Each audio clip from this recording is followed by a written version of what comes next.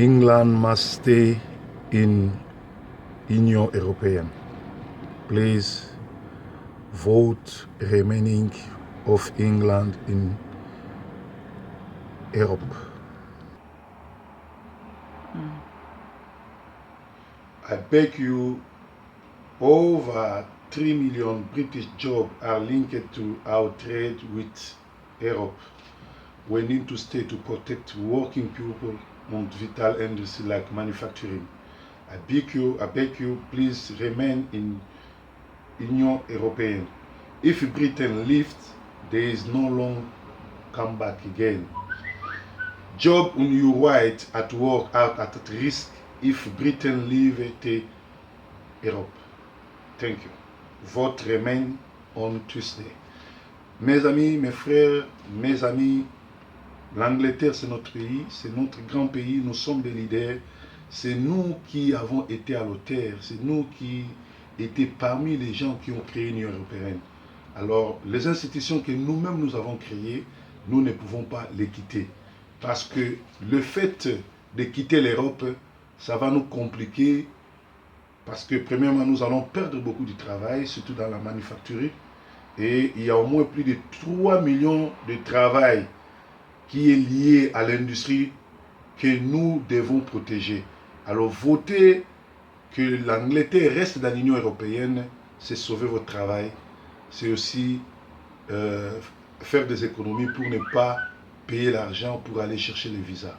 En tout cas, nous sommes très bien dans l'Union européenne. Nous devons rester dans l'Union européenne. Merci. Votez, restez dans l'Union européenne. Merci. Banamboka. Angleterre ezali mboka monene, c'est un grand pays. Tout signé qui va accord ya kotikala na Union européenne. Alors, tokoyi kobima na Union européenne te. Yebisanga pourquoi tokoyi kobima te. Eloko liboso bakomi awa over 3 million British jobs are linked to our trade with Europe.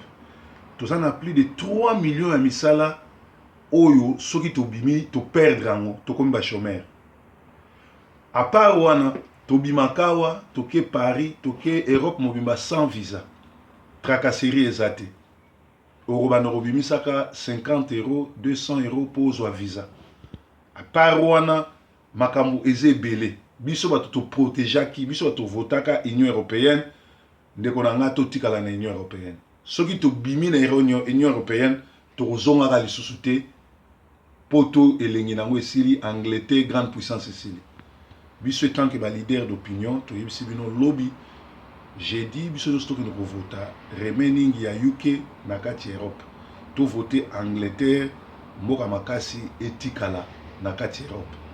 Na bondeli bino na rebondeli bino na tribondeli bino to tikala pona bolamu ya bana na biso pe baki ya mboka otozui et pesi biso lokumo tozana ngo.